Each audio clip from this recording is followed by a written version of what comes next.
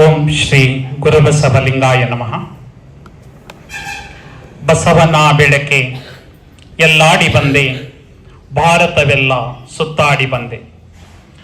ಬೆವರಿನ ಹನಿಯಲ್ಲಿ ಬೊಮ್ಮವ ತೋರಿಸಿ, ಕಾಯಕದಲ್ಲಿ ಕೈಲಾಸ ತೋರಿಸಿ, ವೃತ್ತಿಯ ಮುಖಕ್ಕೆ ಹೊಸ ಕಳೆ ಬರೆಸಿ, ಕುಸುಬಿನ ಕಿಳ್ಳೆಯ ಕಲಂಕ ಬಿಡಿಸಿ, ದುಡಿಮೆಯ ದೇವರ ದೇಗುಲದಲ್ಲಿ ನರ್ತಿಸಿ ಬಂದೆ, ಕೀರ್ತಿಸಿ ಬಂದೆ.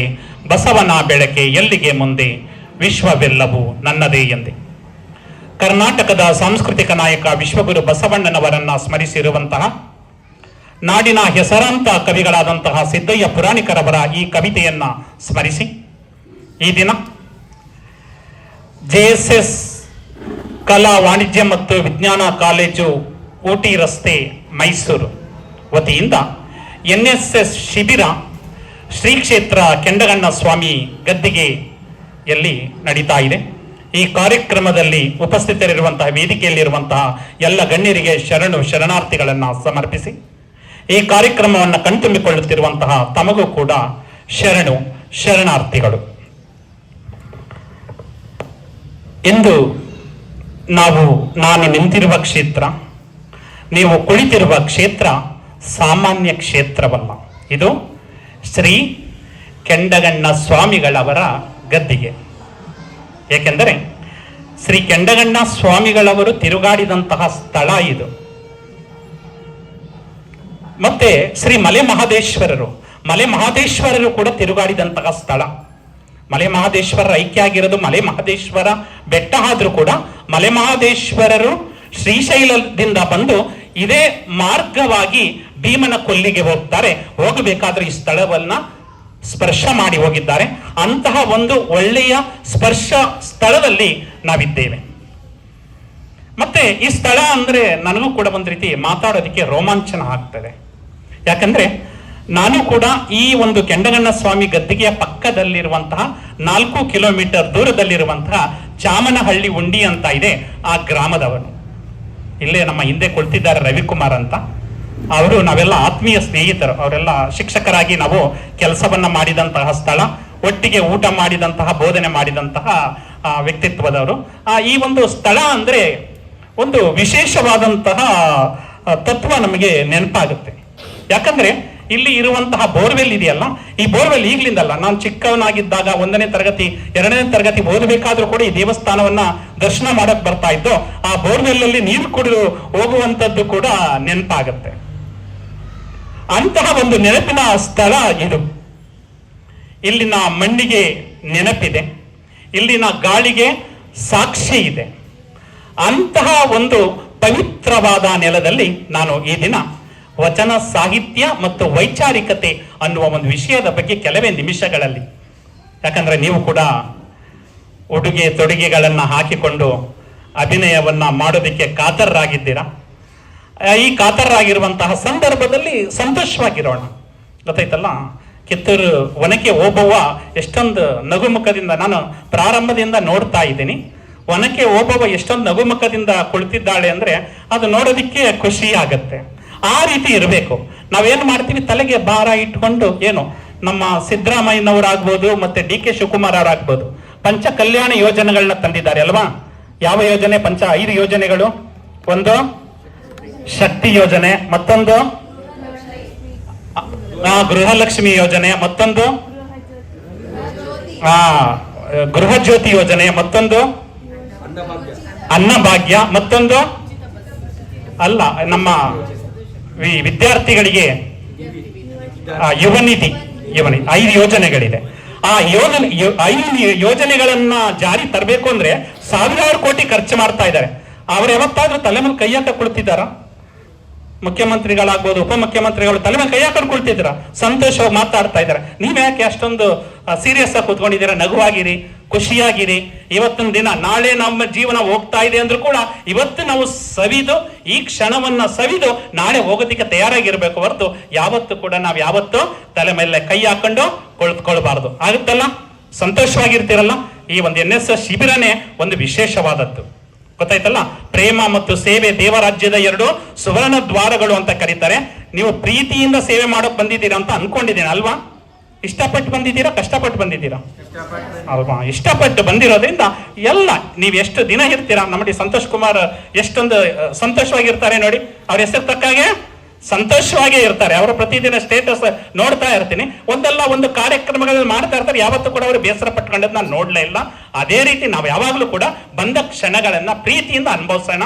ಗೊತ್ತಾಯ್ತಲ್ಲ? ಯಾವುದೇ ಕಾರಣಕ್ಕೂ ಮುಖ ಗಂಟಾಕೋಬೇಡಿ. ನಮ್ಮ ಒನಕೆ ಓಬವ್ವನ ರೀತಿ ಒನಕೆ ಹಿಡ್ಕೊಂಡು ಏನ್ ಮಾಡ್ತಾ ಇದ್ದಾರೆ, ನಗಾಡ್ತಾ ಇದ್ದಾರೆ. ನೀವು ನಗಾಡ್ಲಿಲ್ಲ ಅಂದ್ರೆ ಒನಕೆ ಎತ್ಕೋತಾರೆ. ಅಲ್ಲ? ಎಸ್, ಶರಣಾರ್ಥಿಗಳು. ವಚನ ಸಾಹಿತ್ಯ ಅನ್ನೋದೇ 24,000 ವಚನಗಳಿದೆ. ಎಷ್ಟು ವಚನಗಳು? ಆದರೆ ರಚನೆಯಾದದ್ದು 1,00,000ಕ್ಕಿಂತ ಹೆಚ್ಚು. ಆದರೆ ನಮಗೆ ಇಲ್ಲಿವರೆಗೆ ಸಿಕ್ಕಿರೋದು 24,000 ವಚನಗಳು. ಒಂದೊಂದು ವಚನವೂ ಕೂಡ ವೈಚಾರಿಕತೆಯನ್ನ ಬಿಂಬಿಸುತ್ತೆ. ನಿಮ್ಗೆ ವಚನ ಸಾಹಿತ್ಯದ ಬಗ್ಗೆ ಒಂದೊಂದು ಹೇಳಿದ್ರಿ. ಯಾಕೆ ಕೆಲವರು ತುಂಬಾ ಸ್ಪಷ್ಟವಾಗಿ ಹೇಳಿದ್ರಿ, ಕೆಲವರು ತಡವರಿಸಿದ್ರಿ. ಯಾಕೆ ಅಂದ್ರೆ ಕೇವಲ ಇವತ್ತು ಮಾತ್ರ ನೀವು ಒಂದು ವಚನವನ್ನ ಹೇಳ್ತಾ ಇದ್ದೀರಾ, ಅದಕ್ಕೆ ನೀವೇನ್ ಮಾಡ್ತಾ ಇದ್ದೀರಾ, ತಡವರಿಸ್ತಾ ಇದ್ದೀರಾ. ನೀವು ಪ್ರತಿನಿತ್ಯ ಅದನ್ನ ಅಭ್ಯಾಸ ಆಗ್ಬೇಕು. ಅಭ್ಯಾಸ ಮಾಡ್ತಿದ್ದಂಗೆ ಅದನ್ನ ಬಳಕೆ ಮಾಡಬೇಕು. ಬಳಕೆ ಮಾಡಿದಾಗ ಅದನ್ನ ನಿರರ್ಗಳವಾಗಿ ನೀವು ವಚನ ಹೇಳೋದಕ್ಕೆ ಸಾಧ್ಯ ಆಗುತ್ತೆ.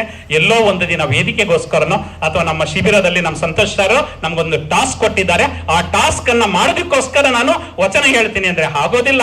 ಅದನ್ನ ನೀವು ಸದಾಕಾಲ ನಿರಂತರವಾಗಿ ಅಧ್ಯಯನವನ್ನ ಮಾಡಿ, ಅಭ್ಯಾಸ ಮಾಡಿ, ಬಳಕೆ ಮಾಡಿದ್ರೆ ಆ ವಚನವನ್ನು ನಿರರ್ಗಳವಾಗಿ ಹೇಳೋದಕ್ಕೆ ಸಾಧ್ಯ ಆಗುತ್ತೆ. ಅನೇಕರು ನಿರರ್ಗಳವಾಗಿ ಹೇಳಿದ್ದೀರಾ, ನನಗೆ ಖುಷಿ ಇದೆ. ಮುಂದೆ ಪ್ರಯತ್ನವನ್ನ ಪಡಿ.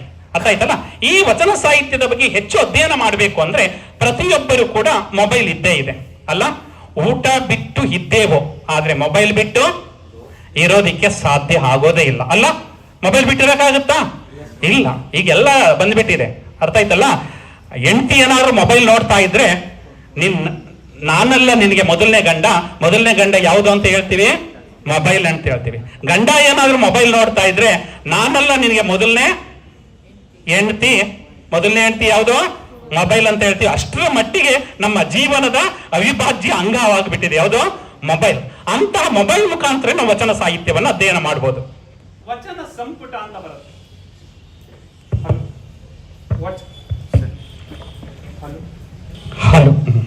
ವಚನ ಸಂಪುಟ ಅಂತ ಬರುತ್ತೆ. ನಮ್ಮ ಚಿತ್ರದುರ್ಗ ಜಿಲ್ಲೆಯ ಸಿರಿಗೆರೆಯ ತರಳಬಾಳು ಬೃಹನ್ಮಠ ಅಂತ ಇದೆ. ಆ ಬೃಹನ್ಮಠದವರು ಸಾಮಾಜಿಕ ಜಾಲತಾಣದಲ್ಲಿ, ಇಂದ್ರೆ ಅದೇ ಆ್ಯಪ್ ಅಲ್ಲ, ಆ್ಯಪ್ ಡೌನ್ಲೋಡ್ ಮಾಡ್ಕೋಬೇಕು, ಕಷ್ಟ ಆಗುತ್ತೆ, ನಮ್ಮ ಮೊಬೈಲ್ ಸ್ಟೋರೇಜ್ ತುಂಬ ಹೋಗ್ಬಿಡುತ್ತೆ, ಆ ಚಿಂತನೆನೇ ಇಲ್ಲ. ನೀವು ಕ್ರೋಮ್ಗೆ ಹೋಗ್ಬಿಟ್ಟು ವಚನ ಸಂಪುಟ ಅಂತ ನೀವು ಅದನ್ನ ಟೈಪ್ ಮಾಡಿದ್ರೆ ಅಲ್ಲಿ ಸಾಮಾಜಿಕ ಜಾಲತಾಣ ವಚನ ಸಂಪುಟ ಅಂತ ತೆರ್ಕೊಳ್ಳುತ್ತೆ. ಆ ವಚನ ಸಂಪುಟ ತೆರ್ಕೊಂಡಾಗ ಒಂದು ಕಡೆ ಬಸವಣ್ಣ, ಅಲ್ಲಮ ಪ್ರಭು, ಅಕ್ಕ ಮಹಾದೇವಿ, ಚನ್ನಬಸವಣ್ಣ, ಸಿದ್ದರಾಮಯ್ಯಗೆ ಅನೇಕ ವಚನಕಾರರಿರುತ್ತೆ. ಎಲ್ಲಾ ವಚನಕಾರರು 220ಕ್ಕೂ ಹೆಚ್ಚು ವಚನಕಾರರ ಎಲ್ಲಾ ವಚನಗಳನ್ನು ಕೂಡ ನೀವು ಅಧ್ಯಯನವನ್ನ ಮಾಡಬಹುದು. ಮುಂದಿನ ದಿನಗಳಲ್ಲಿ ನಾನು ಪುಸ್ತಕವನ್ನೇ ಕಳಿಸ್ಕೊಡೋ ಅವಶ್ಯಕತೆ ಇಲ್ಲ. ನೀವು ಮೊಬೈಲ್ಗೆ ಹೋಗಿ ವಚನ ಸಂಪುಟ ಅಂತ ಹೊಡೆದ್ರೆ ಅಲ್ಲಿ 24,000 ವಚನಗಳಲ್ಲಿ ನಿನಗೆ ಯಾವುದು ತುಂಬಾ ಇಷ್ಟ ಆಗುತ್ತೆ ಆ ವಚನವನ್ನ ಅಧ್ಯಯನ ಮಾಡಬಹುದು. ಹೆಚ್ಚು ನೀವು ವಚನ ಸಾಹಿತ್ಯದ ಬಗ್ಗೆ ಅಧ್ಯಯನ ಮಾಡಬೇಕು, ನಾ PhD ಮಾಡಬೇಕು, ನಾನು ಕೂಡ ಡಾಕ್ಟರೇಟ್ ಆಗಬೇಕು, ನಾನು ಡಾಕ್ಟರ್ ಅಂತ ಅನ್ಸ್ಕೊಳ್ಬೇಕು ಅಂದ್ರೆ ನೀವು ಇದೆಲ್ಲವನ್ನ ಈಗಲಿಂದನೇ ನೀವು ಅಧ್ಯಯನ ಮಾಡೋದಕ್ಕೆ ತೊಡಕೊಳ್ಬಹುದು. ಈ ಒಂದು ವಚನ ಸಂಪುಟ ಅನ್ನೋದನ್ನ ನೀವು ನೆನಪಲ್ಲಿ ಇಟ್ಕೊಳ್ಳಿ. ಅರ್ಥ ಆಯ್ತಲ್ಲ? ಹೀಗೆ ವಚನ ಸಂಪುಟದಲ್ಲಿರುವಂತಹ ಒಂದೊಂದು ವಚನಗಳನ್ನು ನಾವು ಅಧ್ಯಯನ ಮಾಡಕ್ ಹೋದಾಗ ವಿಶೇಷವಾದ ಪ್ರಭೆ ಸ್ಟಾರ್ಟ್ ಆಗುತ್ತೆ. ಇಂತಹ ವಚನ ಸಾಹಿತ್ಯದ ನಾಯಕ ಯಾರು ಅಂದ್ರೆ ಬಸವಣ್ಣನವರು. 12ನೇ ಶತಮಾನದಲ್ಲಿ ಅಣ್ಣ ಅಂದ್ರೆ ನೆನಪಾಗೋದು ನಮ್ಗೆ ಯಾರು? ಬಸವಣ್ಣ. ಅಕ್ಕ ಅಂದ್ರೆ ನೆನಪಾಗೋದು ಅಕ್ಕ ಮಹಾದೇವಿ. ಕನ್ನಡದ ಮೊಟ್ಟ ಮೊದಲ ಕವಯತ್ರಿ ಯಾರು? ಅಕ್ಕ ಮಹಾದೇವಿ. ಅದಕ್ಕಿಂತ ಮೊದಲು ಕನ್ನಡ ಸಾಹಿತ್ಯದಲ್ಲಿ ಯಾವುದೇ ಒಂದು ಸಾಹಿತ್ಯ ರಚನೆ ಆಗಿರೋದಾಗ್ಲಿ ಯಾವುದು ನಾವು ಕಾಣೋದಿಲ್ಲ. ಅಕ್ಕ ಮಹಾದೇವಿಯವರಿಂದ ಪ್ರಾರಂಭ ಆಗುತ್ತೆ. ಹಿಂಗೆ 12ನೇ ಶತಮಾನದಲ್ಲಿ ಬಸವಣ್ಣನವರಿಂದ ಈ ಒಂದು ವಚನ ಸಾಹಿತ್ಯ ಚಳುವಳಿ ಪ್ರಾರಂಭ ಆಗುತ್ತೆ. ಇಂಟರ್ನೆಟ್ ಈಗ ಯಾವುದಕ್ಕಾದ್ರೂ ವಾಟ್ಸ್ಆಪ್ ಬಳಸಬೇಕಾಗ್ಲಿ, ಫೇಸ್ಬುಕ್ ಬಳಸಬೇಕಾಗ್ಲಿ, ಟ್ವಿಟರ್ ಬಳಸಬೇಕಾಗ್ಲಿ ಏನ್ ಬೇಕು ನಮ್ಗೆ? ಇಂಟರ್ನೆಟ್. ಕನ್ನಡದಲ್ಲಿ ಅಂತರ್ಜಾಲ ಅಂತ ಕರಿತೀವಿ. ಈ ಅಂತರ್ಜಾಲ ಯಾವಾಗ ಪ್ರಾರಂಭ ಆಯ್ತು ಗೊತ್ತಾ? ನಮ್ಮ ಸರ್ಕಾರದಲ್ಲಿ ಇರಲೇ ಇಲ್ಲ. ಸರ್ 1970ರಲ್ಲಿ ಅಂತರ್ಜಾಲ ಪ್ರಾರಂಭ ಆದದ್ದು. 1970. ಅದು ಜನಸಾಮಾನ್ಯರಿಗೆ ಬಳಕೆ ಆಗೋದು ಯಾವಾಗ ಅಂದ್ರೆ 1990ರಲ್ಲಿ ಜನಸಾಮಾನ್ಯರು ಬಳಕೆ ಮಾಡೋದು ಹಂಗೆ. ಆದ್ರೆ ಆಗ ಯಾವುದೇ ಮೊಬೈಲ್ ಇಲ್ಲ, ಅದಕ್ಕಿಂತ ಮೊದಲು ಟ್ವಿಟರ್ ಇಲ್ಲ, ಫೇಸ್ಬುಕ್ ಇಲ್ಲ, ಇನ್ಸ್ಟಾಗ್ರಾಮ್ ಇಲ್ಲ, ಯಾವುದೂ ಇಲ್ಲ. ಇನ್ನು 12ನೇ ಶತಮಾನದಲ್ಲಿ ಅಲ್ಲ, 20ನೇ ಶತಮಾನದಲ್ಲೇ ಇಲ್ಲ. 12ನೇ ಶತಮಾನದಲ್ಲಿ ಇತ್ತ? 12ನೇ ಶತಮಾನದಲ್ಲಿ ಯಾವುದೂ ಇಲ್ಲ. ಆದರೂ ಕೂಡ ಬಸವಣ್ಣನವರ ಈ ತತ್ವ ಇದೆಯಲ್ಲ, ವಚನ ತತ್ವ ಇದೆಯಲ್ಲ, ಈ ವಚನ ತತ್ವವನ್ನ ಅನುಸರಿಸಿ ಅವರು ಹಾಕಿಕೊಟ್ಟಂತಹ ಕಾಯಕ, ದಾಸೋಹ, ಸಮಾನತೆ, ಈ ತತ್ವವನ್ನ ನಂಬಿ 1,96,000 ಶರಣರು ಇಂದಿನ ಬಸವ ಕಲ್ಯಾಣಕ್ಕೆ ಬರ್ತಾರೆ. ನೋಡಿದ್ದೀರ ಬಸವ ಕಲ್ಯಾಣ? ಬೀದರ್ನಲ್ಲಿದೆ. ಬಸವಣ್ಣನವರ ಕರ್ಮಭೂಮಿ ಅದು. ಆ ಬೀದರ್ಗೆ ಹೋದ್ರೆ ಈಗ ಅನುಭವ ಮಂಟಪ ರಚನೆ ಆಗ್ತಾ ಇದೆ, ಸಾವಿರಾರು ಕೋಟಿ ಇದರಲ್ಲಿ. ಆ ಅನುಭವ ಮಂಟಪವನ್ನು ನೀವು ನೋಡೋದಿಕ್ಕೆ ಹೋಗ್ಲೇಬೇಕು ನೀವು. ಅಲ್ಲಿ ಒಬ್ಬೊಬ್ಬರ ಶರಣರ ಗುಹೆಗಳಿದೆ. ಆ ಸ್ಥಳಕ್ಕೆ ಮೆಟ್ಟಿ ಬನ್ನಿ. ಹೆಣ್ಮಕ್ಳು ಫ್ರೀ ಇದೆ, ರಜೆಕ್ ಟೈಮಲ್ಲಿ ಇರ್ತಲ್ಲ, ರಜೆಕ್ ಟೈಮಲ್ಲಿ ಎಲ್ಲ ಒಂದು ಟೀಮ್ ಮಾಡ್ಕೊಂಡು ಹೋಗಿ ಕೂಡಲ ಸಂಗಮ ನೋಡಿ, ಬಸವ ಕಲ್ಯಾಣ ನೋಡಿ, ಇವೆಲ್ಲವನ್ನ ನೋಡಿಕೊಂಡು ಬನ್ನಿ.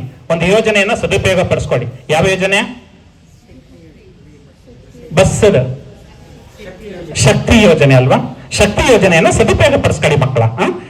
ಆ ರೀತಿ ಆಗ 12ನೇ ಶತಮಾನದಲ್ಲಿ ಯಾವುದೇ ಮೊಬೈಲ್ ಇರಲಿಲ್ಲ. ಆದ್ರೂ ಬಸವಣ್ಣನವರ ತತ್ವವನ್ನ ನೋಡಿ 1,96,000 ಶರಣರು ಬರ್ತಾರೆ. ಈ ವಚನ ಸಾಹಿತ್ಯವನ್ನ ರಚನೆ ಮಾಡೋದಿಕ್ಕೆ ಅನುಭವ ಮಂಟಪ ಅಂತ ಇರುತ್ತೆ. ಆ ಅನುಭವ ಮಂಟಪದಲ್ಲಿ 770 ಅಮರ ಗಣಗಳಿರ್ತಾರೆ. ಎಂತ ಅಂದ್ರೆ ಬಸವಣ್ಣನವರ ಫೇಸ್ ವ್ಯಾಲ್ಯೂ ಎಷ್ಟಿತ್ತು ಅಂತ ಅರ್ಥ ಮಾಡ್ಕೊಳ್ಬೇಕು ನಾವು. ನಾವೊಂದು ಫೇಸ್ಬುಕ್ ಅನ್ನ ತಗೊಂಡು ನಮ್ಮ ಫೋಟೋ ಹಾಕ್ಬಿಟ್ಟು ಏನಾದ್ರೂ 1,000 ಜನ ಲೈಕ್ ಮಾಡ್ಬಿಡ್ತು ಅಂದ್ರೆ ಅಬ್ಬಬ್ಬ ನನಗೆ 1,000 ಜನ ಇಷ್ಟಪಟ್ಟಿದ್ದಾರೆ ನೋಡು ಅಂತ ಎಲ್ಲರಿಗೂ ಹೆಮ್ಮೆಯಿಂದ ಕಾಲರನ್ನ ಅಂದ್ಕೊಂಡು ಹೇಳ್ತೀವಿ ಅಲ್ಲ. 1,000 ಜನ ಲೈಕ್ ಮಾಡ್ಬಿಟ್ರೆ, ಆದ್ರೆ ಬಸವಣ್ಣವ್ರನ್ನ ಎಷ್ಟು ಜನ ಲೈಕ್ ಮಾಡಿದ್ರು ಆಗ್ಲೇ? ಎಷ್ಟು ಜನ? 1,96,000 ಶರಣರು, 770 ಅಮರನ್ ಗಣಗಳು ಹಿಂಗೆ ಕುಳಿತುಕೊಂಡು ಈಗ ಹೆಂಗ್ ಕೂತಿದೆ ಒಂದ್ ರೀತಿ ಅನುಭವ ಮಂಟಪ. ಇವತ್ತು ಯಾವುದೇ ಗದ್ದಲ ಇಲ್ಲ. ಏನಾದ್ರು ಗಲಾಟೆ ಮಾಡ್ತಾ ಇದ್ದೀರಾ? ಕಡಿಮೆ ಜನ ಇದ್ರು ಕೂಡ ಯಾವುದೇ ಒಂದು ಗದ್ದಲವಿಲ್ಲದೆ, ಸದ್ದು ಗದ್ದಲವಿಲ್ಲದೆ ಈ ಒಂದು ಕಾರ್ಯಕ್ರಮ ಯಶಸ್ವಿಯಾಗಿ ನಡೀತಾ ಇದೆ. ಅರ್ಥ ಆಯ್ತಲ್ಲ? ಅಂತಹ ಬಸವಣ್ಣನವರ ಫೇಸ್ ವ್ಯಾಲ್ಯೂ ಆವಾಗ ಎಷ್ಟಿತ್ತು ಅಂತ ನಾವು ಅರ್ಥ ಮಾಡಿಕೊಳ್ಬೇಕಾಗುತ್ತೆ. ಅಂತಹ ಬಸವಣ್ಣನವರ ಕಾಯಕ ತತ್ವ ಮತ್ತೆ ದಾಸೋಹ ತತ್ವ ಮತ್ತು ಸಮಾನ ತತ್ವ ಇವು ವೈಚಾರಿಕ ಚಿಂತನೆಗೆ ಎಡೆಮಾಡಿಕೊಡುತ್ತೆ. ಅದನ್ನು ಜೀವನದಲ್ಲಿ ಅಳವಡಿಸಿಕೊಳ್ಬೇಕು. ವಚನ ಅಂದ್ರೆ ಕೇವಲ ಸಾಹಿತ್ಯ ಅಲ್ಲ, ವಚನ ಎಂದರೆ ಬದುಕು. ನಮ್ಮ ಬದುಕನ್ನು ಹೇಗೆ ಕಟ್ಕೊಳ್ಬೇಕು ಅನ್ನೋದಕ್ಕೆ ನೆರವಾಗುವಂಥದ್ದೇ ಒಂದು ವಚನ. ಒಂದೊಂದು ವಚನವನ್ನ ಹೇಳಿ ಹೋಗಿದ್ದೀರಾ, ಆ ಹೇಳಿರುವಂತಹ ವಚನಗಳನ್ನ ನೀವು ಜೀವನದಲ್ಲಿ ಅಳವಡಿಸ್ಕೊಂಡ್ರೆ ಅದೇ ಬದುಕಾಗುತ್ತೆ. ನೀವು ಕೂಡ ವಚನವಾಗಿ ಮಾರ್ಪಾಡಾಗ್ತೀರಾ, ಶರಣರಾಗಿ ಮಾರ್ಪಾಡಾಗ್ತೀರಾ ಅನ್ನೋದೇ ಈ ಒಂದು ದಿನ ವಚನ ಸಾಹಿತ್ಯ ಮತ್ತು ವೈಚಾರಿಕತೆ ಅನ್ನೋ ಒಂದು ವಿಷಯದ ಬಗ್ಗೆ ನಾನು ಕೆಲವೇ ನಿಮಿಷಗಳಲ್ಲಿ ನಿಮಗೆ ಒಂದು ಉಪನ್ಯಾಸವನ್ನ ಕೊಡೋದಿಕ್ಕೆ ಇಷ್ಟಪಡ್ತೇನೆ ಬಂಧುಗಳೇ. ಮತ್ತೆ ಈ ಬಸವಾದಿ ಪ್ರಮತರ ಕಾಯಕ ಇದೆಯಲ್ಲ, ಈ ಕಾಯಕ ಅನ್ನೋದು ನಾವು ದುಡಿಬೇಕು ಮತ್ತೆ ತಿನ್ಬೇಕು ಅನ್ನೋದನ್ನ ಕಲಿಸುತ್ತೆ. ಅರ್ಥಶಾಸ್ತ್ರದ ಪಿತಾಮಹ ಯಾರು ಗೊತ್ತಾ? ಅರ್ಥಶಾಸ್ತ್ರದ ಪಿತಾಮಹ ಆಡಮ್ ಸ್ಮಿತ್. ಗೊತ್ತಲ್ಲ? ನಾವು 9ನೇ ಕ್ಲಾಸಲ್ಲೇ ಕಲ್ತಿದ್ದೀವಿ ಅರ್ಥಶಾಸ್ತ್ರದ ಪಿತಾಮಹ. ಅವರು ಅರ್ಥಶಾಸ್ತ್ರ ಅಂದ್ರೆ ಏನು ಅಂದ್ರೆ ಸಂಪತ್ತನ್ನು ಅರಿಯುವ ಶಾಸ್ತ್ರ ಅಂತ ಕರೀತಾರೆ. ಆಡಮ್ ಸ್ಮಿತ್ ಅವರನ್ನ ನಾವು ಅರ್ಥಶಾಸ್ತ್ರದ ಪಿತಾಮಹ ಅಂತ ಕರಿತೀವಿ. ಅವರು 18ನೇ ಶತಮಾನ. ನಂತರ 19ನೇ ಶತಮಾನದಲ್ಲಿ ಪ್ರೊಫೆಸರ್ ಮಾರ್ಷಲ್ ಬರ್ತಾರೆ. ಅವರು ಅರ್ಥಶಾಸ್ತ್ರ ಅಂದ್ರೆ ಕೇವಲ ಸಂಪತ್ತನ್ನು ಅರಿಯುವ ಶಾಸ್ತ್ರ ಅಲ್ಲ, ಅದು ಜನಸಾಮಾನ್ಯರಿಗೆ ಬಳಕೆ ಆಗಬೇಕು ಅಂತ ಹೇಳ್ತಾರೆ. ಗೊತ್ತಾಯ್ತಲ್ಲ? ಅಂದ್ರೆ ಸಂಪತ್ತನ್ನು ತಿಳ್ಕೊಂಡು ಸಾಕಾಗಲ್ಲ, ಆ ಸಂಪತ್ತು ಯಾರಿಗೆ ಬಳಕೆ ಆಗ್ಬೇಕು? ಜನಸಾಮಾನ್ಯರಿಗೆ ಬಳಕೆ ಆಗ್ಬೇಕು. ಬಳಕೆ ಆದಾಗ ಮಾತ್ರ ಅದು ಅರ್ಥಶಾಸ್ತ್ರ ಅನ್ಸ್ಕೊಳ್ಳುತ್ತೆ ಅಂತ ಹೇಳುತ್ತೆ. ಆದ್ರೆ 12ನೇ ಶತಮಾನದಲ್ಲಿಯೇ ಬಸವಣ್ಣವ್ರು ಹೇಳ್ತಾರೆ, ದುಡಿದು ಉಂಡ್ರಿ, ಉಳಿದದ್ರಲ್ಲಿ ಸ್ವಲ್ಪ ಸಮಾಜಕ್ಕೆ ಕೊಡ್ರಿ ಅಂತಾರೆ. ದುಡಿದು ಉಂಡ್ರಿ, ಉಳಿದದ್ರಲ್ಲಿ ಸ್ವಲ್ಪ ಸಮಾಜಕ್ಕೆ ಕೊಡ್ರಿ ಅಂತಾರೆ. ದುಡಿದು ಉಂಡ್ರಿ ಅಂದ್ರೆ ಏನು? ದುಡಿದು ಉಂಡ್ರಿ ಅಂದ್ರೆ ಕಾಯಕ, ಸಮಾಜಕ್ಕೆ ಕೊಡ್ರಿ ಅಂದ್ರೆ ದಾಸೋಹ. ಈಗ ಇನ್ನು ನೀವು ಕಾಯಕ ಮಾಡುವ ಮಟ್ಟಕ್ಕೆ ಬಂದಿಲ್ಲ, ಆದ್ರೆ ದಾಸೋಹ ಮಾಡ್ತಾ ಇದ್ದೀರಾ. ಇವತ್ತು ನಮ್ಮ ಮಂಗಳ ಮುದ್ಮಾದಪ್ಪ ಮೇಡಮ್ ಇಲ್ಲಿ ಬಂದಿದ್ದಾರೆ ಅಂದ್ರೆ ಅಲ್ಲಿ ಯಾವುದೇ ಒಂದು ದಾಸೋಹ ಮಾಡಿದ್ದಾರೆ. ಅವರು ಸಮಯದ ದಾಸೋಹ, ಸಮಯವನ್ನು ದಾಸೋಹ ಮಾಡಿದ್ದಾರೆ. ನಮ್ಮ ಸರ್ ಬಂದಿದ್ದಾರೆ ಮಾಧವಸ್ವಾಮಿ ಅವರು, ಅಂದ್ರೆ ಯಾವ ದಾಸೋಹ ಮಾಡಿದ್ದಾರೆ? ಅವರು ಕೂಡ ಸಮಯ, ಅಷ್ಟೊಂದು ಸಮಯವನ್ನ ಬಿಟ್ಟು ಮೈಸೂರಿನ JP ನಗರದಿಂದ ನಮ್ಮ ಕೆಂಡಗಣ್ಣ ಸ್ವಾಮಿ ಗದ್ದಿಗೆಗೆ ಬಂದಿದ್ದಾರೆ ಅಂದ್ರೆ ಯಾವ ದಾಸೋಹ ಮಾಡಿದ್ದಾರೆ? ಸಮಯವನ್ನ ದಾಸೋಹವನ್ನ ಮಾಡಿದ್ದಾರೆ ಅಂತ. ಅಂತಹ ಸಮಯವಾದ ದಾಸೋಹ, ಅಂತಹ ಕಾಯಕ ತತ್ವಕ್ಕೆ ಮುನ್ನುಡಿ ಬರೆದವರೇ ನಮ್ಮ ಬಸವಣ್ಣನವರು. ಅವರ ಪ್ರೇರಣೆಯಿಂದ ಅನೇಕ ವಚನಕಾರರು ವಚನವನ್ನ ರಚನೆ ಮಾಡ್ಕೊಂಡು ಹೋಗ್ತಾರೆ. ಎರಡು ವಚನಗಳನ್ನ ಕೋಟ್ ಮಾಡಿ ನನ್ನ ಉಪನ್ಯಾಸಕ್ಕೆ ವಿರಾಮ ಹೇಳ್ತೇನೆ. ಯಾಕಂದ್ರೆ ನಾವು ಅಧ್ಯಕ್ಷ ನುಡಿಯನ್ನು ಕೂಡ ಕೇಳಬೇಕು. ಅದರಲ್ಲಿ ಮಾದಾರ ಧೂಳಯ್ಯ ಅಂತ ಬರ್ತಾರೆ, ಕಾಯಕ ತತ್ವಕ್ಕೆ ಸಂಬಂಧಪಟ್ಟ ವೈಚಾರಿಕ ವಚನ. ಅವರು ಈ ಪಾದರಕ್ಷೆಯನ್ನ ಹೊಲಿಯುವಂತಹ ಕಾಯಕವನ್ನ ಮಾಡ್ತಾ ಇತ್ತು. ಅವರು ಪಾದರಕ್ಷೆ ಹೊಲಿತಾ ಇದ್ದಾರೆ. ಎಷ್ಟೊಂದು ನಿಷ್ಠೆ ಅಂದ್ರೆ ಕಾಯಕದಲ್ಲಿ ಅವರು ಮಾಡುವಂತಹ ಪಾದರಕ್ಷೆಗೆ ಅಷ್ಟೊಂದು ಬೆಲೆ. ಅವರು ಪಾದರಕ್ಷೆಯನ್ನು ಪೂರೈಸಕ್ ಆಗ್ತಾ ಇರಲಿಲ್ಲ. ಯಾಕಂದ್ರೆ ಅವರು ಪ್ರೀತಿಯಿಂದ ಭಕ್ತಿಯಿಂದ ಪಾದರಕ್ಷೆಯನ್ನ ಹೊಲಿತಾ ಇರ್ತಾರೆ. ಆ ಪ್ರೀತಿ ಭಕ್ತಿಯಿಂದ ಪಾದರಕ್ಷೆಯನ್ನ ಹೊಲಿಯೋದನ್ನ ನೋಡಿ, ಈ ಅಟ್ಟೆ ಇರುತ್ತಲ್ಲ, ಅಂದ್ರೆ ಆ ಪಾದರಕ್ಷೆಯನ್ನ ಹೊಲಿಬೇಕಾದ್ರೆ ಆ ಅಟ್ಟೆಯ ಚುಚ್ಚುವಂತಹ ಆ ಉಳಿ ಇದೆಯಲ್ಲ, ಆ ಉಳಿಯ ಮನೆಯಲ್ಲಿ ಪ್ರತ್ಯಕ್ಷನಾಗ್ಬಿಡ್ತಾನಂತೆ ಪರಮೇಶ್ವರ. ಇದನ್ನು ನಾನು ಪುರಾಣ ಅಲ್ಲ, ನೀವು ವಚನ ಸಂಪುಟದಲ್ಲಿ ಮಾದಾರ ಧೂಳಿ ಅಂತ ಹೊಡೆದ್ರೆ ಆ ಮಾದಾರ ಧೂಳಿಯನ್ನು ಅವರ ವಚನದಲ್ಲಿ ಅದು ಬರುತ್ತೆ. ಆಗ ಹೇಳ್ತಾರೆ, ಅಟ್ಟೆಯ ಚುಚ್ಚುವ ಉಳಿಯ ಮನೆಯಲ್ಲಿ ಪರಮೇಶ್ವರ ಪ್ರತ್ಯಕ್ಷ ಆದಾಗ ಅವ್ರು ಹೇಳ್ತಾರೆ, ಅಟ್ಟೆಯ ಚುಚ್ಚುವ ಉಳಿಯ ಮನೆಯಲ್ಲಿ ಪ್ರತ್ಯಕ್ಷವಾದ ಪರಮೇಶ್ವರನ ಕಂಡು ಇತ್ತಲೇ ಕೈಯ ಕಾಯದ ತಿತ್ತಿಯ ಹೊತ್ತಾಡುವನ ಮುಂದೆ ನಿನ್ನ ಭಕ್ತರ ಟಾವಿನಲ್ಲಿಗೆ ಹೋಗಿ ಮುಕ್ತಿಯ ಮಾಡು, ನೀ ಹೊತ್ತ ಬಹುರೂಪ ತಟ್ಟದೆ ರಜತ ಬೆಟ್ಟಕ್ಕೆ ಹೋಗಿ ನಿನ್ನ ಭಕ್ತರ ಮುಕ್ತಿಯ ಮಾಡು, ಕಾಮ ಧೂಮ ಧೂಳೇಶ್ವರನ ಕರುಣದಿಂದ ನೀನೇ ಬದುಕು ಅಂತ ಹೇಳ್ಬಿಡ್ತಾರೆ. ಎಂತ ಅದ್ಭುತವಾದ ವಚನ. ನೀನ್ ಯಾಕಯ್ಯ ಇಲ್ಲಿ ಕಾಯಕ ಮಾಡೋನ ಹತ್ರ ಬಂದಿದೀಯಾ? ನಿನ್ನ ಭಕ್ತರು ಅಲ್ಲಿ ಕಾಯ್ತಾ ಇದ್ದಾರೆ. ಪರಮೇಶ್ವರ ಇರೋದೆಲ್ಲಿ? ಸಾಮಾನ್ಯ ಎಲ್ಲಿ ನಂಬಿದ್ದಾರೆ? ಪರಮೇಶ್ವರ ಎಲ್ಲಿದ್ದಾನೆ ಅಂತ ಹೇಳ್ತಾರೆ, ರಜತ ಬೆಟ್ಟ ಅಂತ ಹೇಳ್ತಾರೆ. ರಜತ ಬೆಟ್ಟಕ್ಕೆ ಹೋಗು, ರಜತ ಬೆಟ್ಟಕ್ಕೆ ಹೋಗಿ ನಿನ್ನ ಭಕ್ತರ ಮುಕ್ತಿಯ ಮಾಡು. ಅವ್ರು ಕಾಯ್ತಾ ಇದ್ದಾರೆ, ಅವ್ರಿಗೋಗು, ನಿನ್ನ ಭಕ್ತರನ್ನ ಉದ್ಧಾರ ಮಾಡು, ಕಾಮ ಧೂಮ ಧೂಳೇಶ್ವರನ ಕರುಣದಿಂದ ನೀನೇ ಬದುಕು, ನೀನ್ ನನಗೆ ಪ್ರತ್ಯಕ್ಷ ಆಗೋದು ಬೇಕಾಗಿಲ್ಲ ಅಂತ ದೇವರು ಬಂದು ಪ್ರತ್ಯಕ್ಷ ಆದ್ರೂ ಕೂಡ ಆ ದೇವರನ್ನ ಬಿಟ್ಟು ಕಾಯಕವನ್ನ ಮಾಡ್ತಾರೆ. ಅಂದ್ರೆ ಆ ಶರಣರ ಒಂದು ತತ್ವ ಏನಿತ್ತು ಅಲ್ಲ. ನಂತರ ದಾಸೋಹ ಅಂದ್ರೆ ನೀವು ಸಮಯವದ ದಾಸೋಹವನ್ನ ಮಾಡ್ತಾ ಇದ್ದೀರಾ. ನೀವು ಕೂಡ ದಾಸೋಹದಲ್ಲಿ ಎತ್ತಿದ ಕೈ. NSS ಅಂದ್ರೆ ದಾಸೋಹದ ಒಂದು ಪ್ರತಿರೂಪ ಅಂತ ನಾನಾದ್ರೂ ಭಾವಿಸಿದ್ದೇನೆ.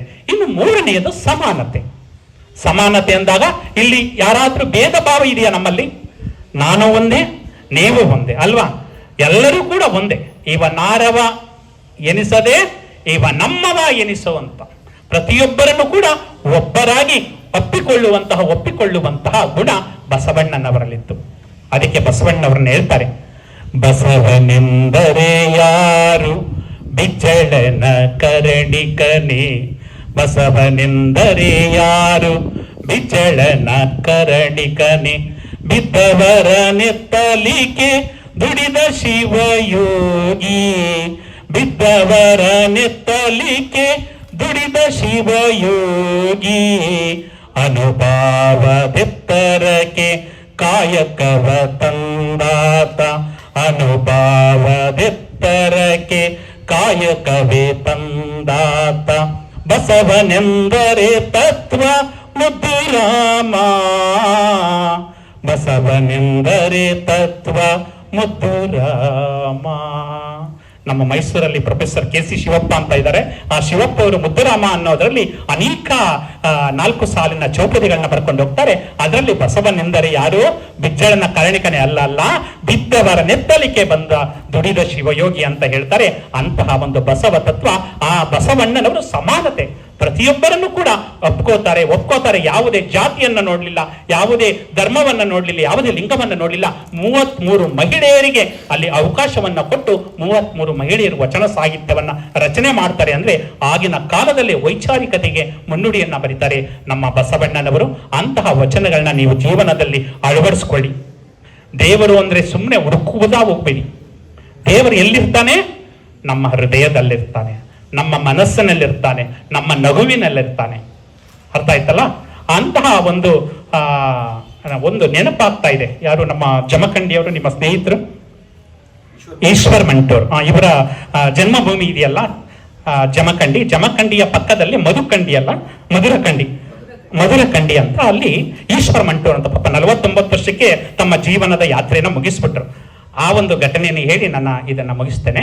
ಅವರು ರೈಲಲ್ಲಿ ಹೋಗ್ತಾ ಇರ್ಬೇಕಾದ್ರೆ ರೈಲ್ನಲ್ಲಿ ಒಂದು ಸೀಟಲ್ಲಿ ಕುಳಿತಿದ್ದಾರೆ. ಎದುರಿನ ಸೀಟಲ್ಲಿ ಮಗು ಅಳ್ತಾ ಇರುತ್ತೆ. ಆ ಅಳುವ ಮಗುವಿನ ತುಟಿಯಲ್ಲಿ ಏನ್ ಮಾಡ್ತಾರೆ? ಆ ದೇವರನ್ನ ಕಾಣ್ತಾರಂತೆ. ಕಂಡು ಅಲ್ಲೇ ಒಂದು ಕವಿತೆಯನ್ನು ರಚನೆ ಮಾಡ್ತಾರೆ. ಆ ಕವಿತೆ ಬಹುಶಃ ಕೋಟಿಗಟ್ಟಲೆ ವ್ಯೂಸ್ ಆಗಿದೆ, ಕೇಳಿರ್ಬೋದು ನೀವು. ದೇವರು ಎಲ್ಲಿಗ ಎಂತಿಗ ಎಂದು ಯಾರನ್ನು ಕೇಳದಿರು, ಕಣ್ಣ ಮುಂದೆಯೇ ಸುಳಿಯುವ ದೇವನ ಅರಿಯದೆ ಹುಡುಕದಿರು. ದೇವನು ಇರುವನೋ ಇಲ್ಲವೋ ಹೇಳು ನೀ. ದೇವರು ಎಲ್ಲಿಗ ಎಂತಿಗ ಎಂದು ಯಾರನ್ನು ಕೇಳದಿರು. ಕಣ್ಣು ಮುಂದೆಯೇ ಸುಳಿಯುವ ದೇವನ ಅರಿಯದೆ ಹುಡುಕದಿರು. ದೇವನು ಇರುವನೋ ಇಲ್ಲವೋ ಹೇಳು ನೀ. ಅಳುವ ಮಗುವಿನ ಕೆಂದುಟಿಯಲ್ಲಿ ದೇವನು ಇರುತ್ತಿಗನು. ಅಳುವ ಮಗುವಿನ ಕೆಂದುಟಿಯಲ್ಲಿ ದೇವರು ಇರುತ್ತಿಗನು. ಅರಳುವ ಹೂಗಳ ಸೌಗಂಧದಲ್ಲಿ ಆ ಶಿವ ತುಂಬಿಗನು. ಅರಳುವ ಹೂಗಳ ಸೌಗಂಧದಲ್ಲಿ ಆ ಶಿವ ತುಂಬಿಗನು. ಅರಿವ ನದಿಯಲ್ಲಿ ಸುರಿವ ಮಳೆಯಲ್ಲಿ ದೇವರು ಇರುತ್ತಿಗನು. ಅರಿವ ನದಿಯಲ್ಲಿ ಸುರಿವ ಮಳೆಯಲ್ಲಿ ದೇವರು ಇರುತ್ತಿಗನು. ಥರಥರ ಮರಗಿಡ ಪಕ್ಷಿಗಳಲ್ಲಿ ತಾನೇ ನಿಂತಿಗನು. ಥರಥರ ಮರಗಿಡ ಪಕ್ಷಿಗಳಲ್ಲಿ ತಾನೇ ನಿಂತಿಗನು.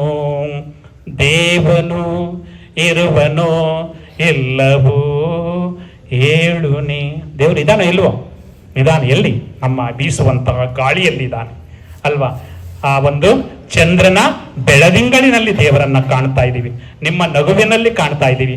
ಒನಕೆ ಓಬವ್ವನ ಒನಕೆಯಲ್ಲಿ ಕಾಣ್ತಾ ಇದ್ದೀವಿ. ಕಿತ್ತೂರು ರಾಣಿ ಚೆನ್ನಮ್ಮನ ಕತ್ತಿಯಲ್ಲಿ ಕಾಣ್ತಾ ಇದ್ದೀವಿ. ಹಿಂಗೆ ಒಬ್ಬೊಬ್ಬರ ಮುಖದಲ್ಲಿ ನಾವೇನ್ ಕಾಣ್ತಾ ಇದ್ದೀವಿ? ದೇವರನ್ನ ಕಾಣ್ತಾ ಇದ್ದೀವಿ. ಅಂತಹ ಒಂದು ವೈಚಾರಿಕತೆಯನ್ನ ನೀವು ಜೀವನದಲ್ಲಿ ಅಳವಡಿಸಿಕೊಂಡು ಪ್ರತಿಯೊಂದನ್ನು ಕೂಡ ಪ್ರಶ್ನೆ ಮಾಡಿ ಒಪ್ಪಿಕೊಳ್ಳುವಂಥದ್ದು ಅಂತ. ತುಂಬೆ ಏನೇ ಹೇಳಿದ್ರು ಕೂಡ ಕೋಣ ಮರಿ ಹಾಕಿದೆ ಅಂದಾಗ ತೆಗೆದು ಕೊಟ್ಟಿಗೆಗೆ ಕಟ್ಟಾಕುವಂತ ಆಗಬಾರ್ದು. ಕೋಣ ಮರಿ ಹಾಕುತ್ತಾ? ಕರು ಹಾಕುತ್ತಾ? ಕೋಣ ಹಾಕೋದಿಲ್ಲ. ಕೋಣ ಕರು ಹಾಕುತ್ತಾ ಅಂತ ಆದ್ರೂ ಪ್ರಶ್ನೆ ಮಾಡ್ಬೇಕಲ್ವ ನಾವು? ಕೊಟ್ಟಿಗೆ ಕಟ್ಟಾಕು ಅಂತ ಹೇಳಕ್ಕಾಗುತ್ತಾ?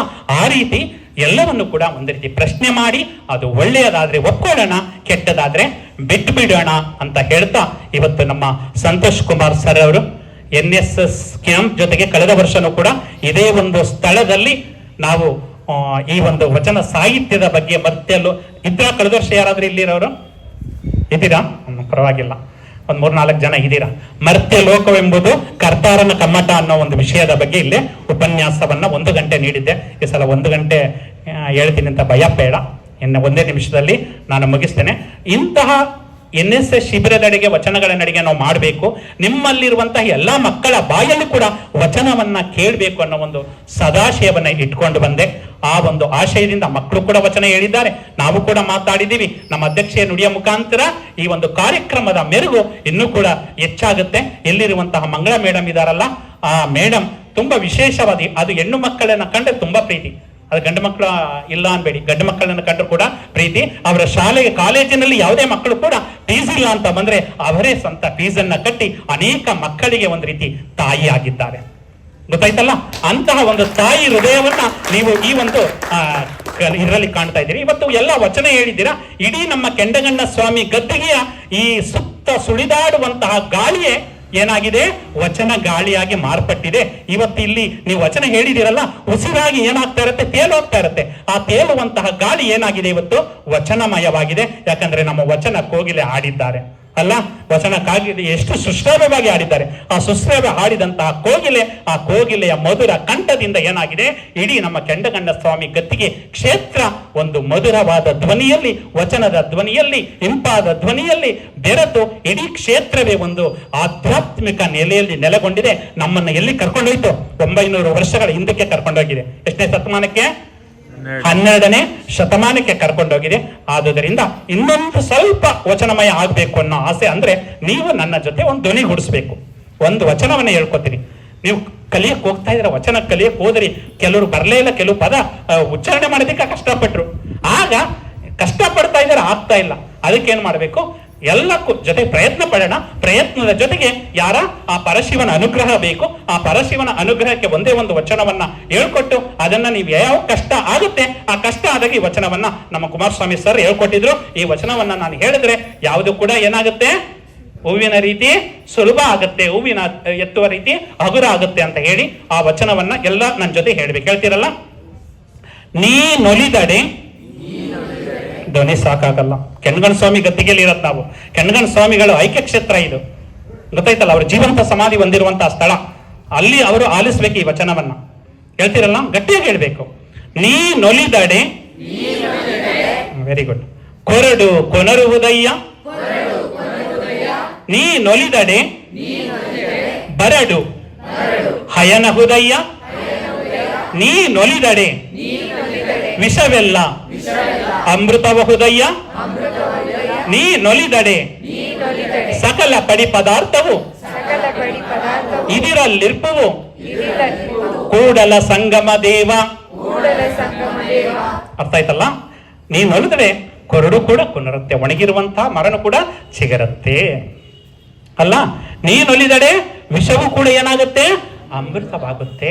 ನೀ ನೋಡಿದರೆ ಸಕಲ ಪಡಿಪದಾರ್ಥವು ಕೂಡ ಎದುರುಗಡೆ ಇರುತ್ತೆ ಅಂತ ಹೇಳ್ತಾ ಒಂದೇ ಒಂದು ವಚನ ಬಸವಣ್ಣವರು 4ನೇ ಸಾಲಲ್ಲಿ ಒಂದು ಸುಂದರ ಕಥೆಯನ್ನು ಕಟ್ಟಿಕೊಡ್ತಾರೆ. ಗೊತ್ತಾಯ್ತಲ್ಲ? ಆ ಸುಂದರ ಕಥೆಯ ವಚನ ಯಾವುದು ಅಂದ್ರೆ ಅದು ವೈಚಾರಿಕವಾಗಿ ಇರುವಂತದ್ದು. ಅದರಿಂದ ಅದನ್ನ ಹೇಳಿದ್ರೆ ಆ ಒಂದು ಉಪನ್ಯಾಸಕ್ಕೆ ಒಂದು ನ್ಯಾಯವನ್ನು ಒದಗಿಸಿದಂಗೆ ಆಗುತ್ತೆ ಅಂತ. ನಾವು ಯಾವಾಗಲೂ ಕೂಡ ನೇರ ಮಾರ್ಗವನ್ನು ಅನುಸರಿಸಬೇಕು, ಒಳ್ಳೆಯ ಮಾರ್ಗವನ್ನು ಅನುಸರಿಸಬೇಕು. ಕೆಟ್ಟ ಮಾರ್ಗವನ್ನು ಅನುಸರಿಸಿದಾಗ ಏನಾಗುತ್ತೆ ಅನ್ನೋದಕ್ಕೆ ಬಸವಣ್ಣವರು ಸುಂದರವಾದ 4 ಸಾಲಿನ ವಚನ. ಹಾದರಕ್ಕೆ ಹೋದಡೆ ಕಳ್ಳದಮ್ಮವಾಯಿತು, ಆಳು ಗೋಡೆಗೆ ಹೋದರೆ ಚೇಳೂರಿತ್ತು, ಅಬ್ಬರವ ಕೇಳಿ ತಳವಾರ ಉಟ್ಟ ಸೀರೆಯ ಸುಲಿದ, ನಾಚಿ ಹೋದರೆ ಮನೆಯ ಗಂಡ ಬೆನ್ನ ಬಾರನೆತ್ತಿದ, ಅರಸು ಕೂಡಲ ಸಂಗಮ ದೇವ ದಂಡವಾಕೊಂಡ. ಅರ್ಥ ಆಯ್ತಾ ಇದು?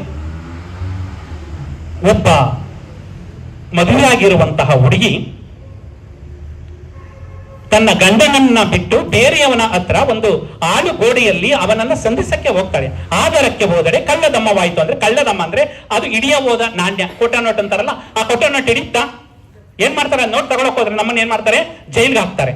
ಹಂಗೆ ಆದರಕ್ಕೆ ಹೋದರೆ ಕಳ್ಳದಮ್ಮವಾಯಿತು, ಆಳು ಗೋಡೆಗೆ ಹೋದರೆ ಚೇಳುರಿತ್ತು. ಆಗ ಅಲ್ಲಿ ಅವನನ್ನ ಸಂಧಿಸಕ್ಕೆ ಹೋದಾಗ ಏನಾಗುತ್ತೆ, ಆ ಆಳು ಗೋಡೆಯಲ್ಲಿರುವಂತಹ ಚೇಳು ಅವಳನ್ನ ಕಚ್ಚಿಬಿಡುತ್ತೆ. ಕಚ್ಚಿದ ತಕ್ಷಣ ಇವಿಯ ಇರ್ತಾನೆ ಅಲ್ಲ, ಯಾರಾದ್ರೂ ಬಂದ್ಬಿಡ್ತಾರೆ ಅಂತ ಓಡ್ಬಿಡ್ತಾನೆ. ಆದ್ರೆ ಇವಳು ಅಲ್ಲೇ ಇರ್ತಾಳೆ. ಆಗ ಅಲ್ಲಿ ಇದ್ದಾಗ ಅಲ್ಲಿ ತಳವಾರ ಇರ್ತಾನಲ್ಲ, ಆ ತಳವಾರ ಬಂದು ಅವಳು ಹಾಕಿದಂತಹ ಒಡವೆಗಳನ್ನ ಕೊಡು ಅಂತ ಕೇಳ್ತಾನೆ. ಆದ್ರೆ ಕೊಡೋದಿಲ್ಲ, ನನ್ನ ಗಂಡ ಬೈತಾನಲ್ಲ, ಅವಳು ಕೊಟ್ಬಿಟ್ರೆ. ಆಗ ಅವನೇನ್ ಮಾಡ್ತಾನೆ, ಅಬ್ಬರವ ಕೇಳಿ ತಳವಾರ ಉಟ್ಟ ಸೀರೆಯ ಸುಲಿದ. ಅವಳೇನು ಆಭರಣ ಕೊಳ್ಳಿಲ್ವಾ ಅಂದ್ಬಿಟ್ಟು ಸೀರೆನ ಏನ್ ಮಾಡಿ ಸರಿಕೊಂಡ. ಆಗ ಏನಾಯ್ತು, ನಾಚಿಕೆ ಆಗೋಯ್ತು. ನಾಚಿಕೊಂಡು ಎಲ್ಲಿಗೆ ಹೋಗ್ತಾಳೆ, ನಾಚಿ ಹೋದಡೆ ಗಂಡ ಬೆನ್ನ ಬಾರನೆತ್ತಿದ. ನಾಚಿಕೊಂಡು ಮನೆಗೆ ಹೋಗ್ತಾಳೆ. ಗಂಡ ಸುಮ್ಮನೆ ಇರ್ತಾನ, ಇವಳು ಸೀರೆಯನ್ನ ಬಿಟ್ಟು ಬಂದಾಗ ಆಗ ಏನ್ ಮಾಡ್ತಾನೆ, ಬಾರು ಕೋಲ್ನ ತಕೊಂಡು ಅವಳಿಗೆ ಹೊಡಿತಾನೆ. ಆಗ ಏನಾಗುತ್ತೆ, ಅರಸು ಅಂದ್ರೆ ರಾಜನಿಗೆ ಏನ್ ಮಾಡ್ತಾರೆ, ದೂರ ಹೋಗುತ್ತೆ. ಅರಸು ಕೂಡಲ ಸಂಗಮ ದೇವ ದಂಡವ ಕೊಂಡ. ಆ ಕೂಡಲ ಸಂಗಮ ದೇವ ಅಂದ್ರೆ ಅರಸು ಏನ್ ಮಾಡ್ತಾನೆ, ಅವಳಿಗೆ ದಂಡವನ್ನ ಹಾಕಿ ಅವಳಿಗೆ ಜೈಲು ಶಿಕ್ಷೆಯನ್ನ ವಿಧಿಸ್ತಾನೆ. ಅಂದ್ರೆ ಎಷ್ಟೊಂದು 4 ಸಾಲಿನಲ್ಲಿ ಈ ಒಂದು ಮನಮುಟ್ಟುವಂತಹ ಕಥೆಯನ್ನ ಬಸವಣ್ಣವರು ಹೇಗೆ ಹೃದಯ ತಟ್ಟಬೇಕು, ಮನ ಮುಟ್ಟಬೇಕು ಅಂತ ಕೊಟ್ಟಿದಾರಲ್ಲ, ಅದಕ್ಕೆ ನಾವು ಯಾವುದೇ ನ್ಯಾಯ ಮಾರ್ಗವನ್ನ ಅನುಸರಿಸೋಣ. ಅದಕ್ಕೆ ಇವತ್ತು ವಚನ ಸಾಹಿತ್ಯ ಮತ್ತು ವೈಚಾರಿಕತೆ, ವಚನ ಸಾಹಿತ್ಯದಂತೆ ನಡೆದ್ರೆ ನಮ್ಮ ಜೀವನ ಬಂಗಾರ ಆಗುತ್ತೆ, ನಮ್ಮ ಬದುಕು ಬಂಗಾರ ಆಗುತ್ತೆ ಅಂತ ಹೇಳ್ತಾ ನಮ್ಮನ್ನ ಸಂತೋಷ್ ಕುಮಾರ್ ಅವರು ಇಲ್ಲಿಗೆ ಕರೆಸಿ ಸಂತೋಷದಿಂದ ಒಂಥರ ಇನ್ನು ಮಾತಾಡೋದಿಕ್ಕೆ ನಮ್ಗೆ ಇಲ್ಲಿ ಸಮಯದ ನಿರ್ಬಂಧ ಇಲ್ಲದೆ ಹೋದ್ರೆ ಅವ್ರು ಏನು ನಮಗೆ ಚೀಟಿ ಕೊಟ್ಟಿಲ್ಲ.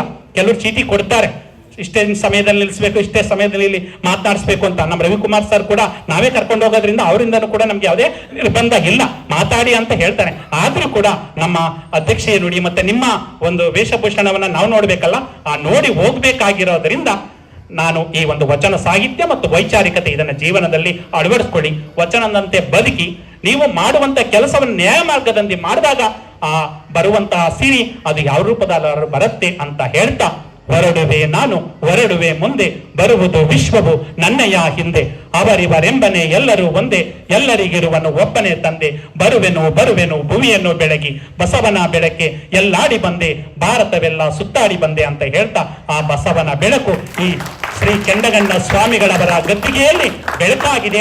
ಆ ಬೆಳಕಿನಿಂದ ನಿಮ್ಮ ಬಾಳಿನ ಬೆಳಕು ಕೂಡ ಬೆಳಗಲಿ, ನಿಮ್ಮ ಜೀವನದಲ್ಲಿ ಯಾವಾಗಲೂ ಕೂಡ ಸಂತಸದ ಬುಗ್ಗೆ ಹೇಳಲಿ ಅಂತ ಹೇಳ್ತಾ ಈ ಒಂದು ಕಾರ್ಯಕ್ರಮ ನಡೆಸಲು ಅವಕಾಶ ಮಾಡಿಕೊಟ್ಟಂತಹ ನಮ್ಮ NSS ನ ಕಾರ್ಯಕ್ರಮ ಅಧಿಕಾರಿಗಳಾದಂತಹ ಸಂತೋಷ್ ಕುಮಾರ್ ಅವರಿಗೆ ಇಷ್ಟಪಟ್ಟು ಆಲಿಸಿದ್ದೀರಾ, ಕಷ್ಟಪಟ್ಟು ಆಲಿಸಿದ್ದೀರಾ? ಇಷ್ಟಪಟ್ಟು. ಪರವಾಗಿಲ್ಲ, ಇಷ್ಟಪಟ್ಟು ಸಂತೋಷದಿಂದ ಆಲಿಸಿದಂತಹ ತಮಗೆಲ್ಲರಿಗೂ ಕೂಡ ಭಕ್ತಿಪೂರ್ವಕ ಶರಣಾರ್ಥಿಗಳು. ವಚನ ಸಾಹಿತ್ಯದ ಮಹತ್ವ ಹಾಗೂ ಅನುಭವ ಮಂಟಪದ ಮಹತ್ವವನ್ನು ತಮ್ಮ ಉಪನ್ಯಾಸದ ಮೂಲಕ ತಿಳಿಸಿದ ಶ್ರೀ ವಚನಕುಮಾರ ಸ್ವಾಮಿ ಸರ್ ಅವರಿಗೆ ಧನ್ಯವಾದಗಳು.